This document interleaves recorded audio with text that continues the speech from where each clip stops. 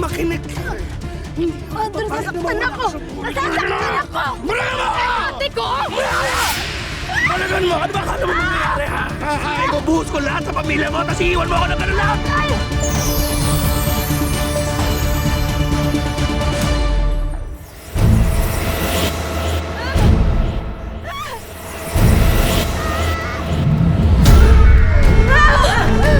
Mama!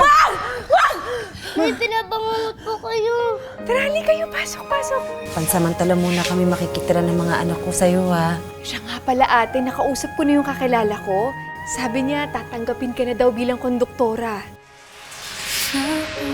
Si Emma na naman yan! Di ba sabi ko sa'yo, tigilan mo na yung babae yan! Uy ate, ang saya-saya mo yata ngayon ah. Saan tayo makumpleto, eh? Lakas naman ang loob mong magpakita dito, ha? Gusto ko lang makausap si Emma na maayos. Maghanap ka na ng iba. Hindi totoo yan, hindi totoo yan. Hindi, sabi mong hindi totoo yan. Pinapangako sa'yo, hindi na siya mauulit. Gusto ko lang talaga mabuo ulit yung pamilya natin. Yun lang. Pamilya ko kayo. Hindi. Mando, bitawan mo ako. Mahal, na mahal kayo ng Mama Emma niya. Ma! Huwag ka na po kaya muna pumasok. Magpahinga ka na lang kaya muna, Nay. Emma!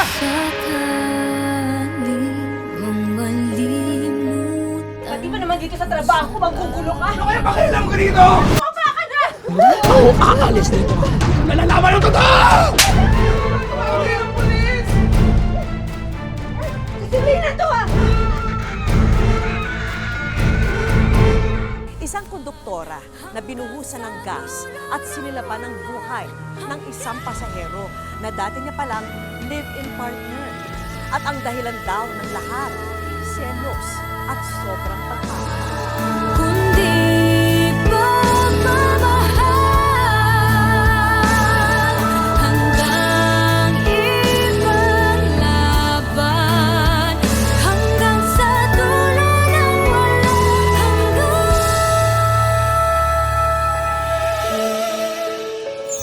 Abangan sa Wish Ko Lang ngayong Sabado, 4 p.m.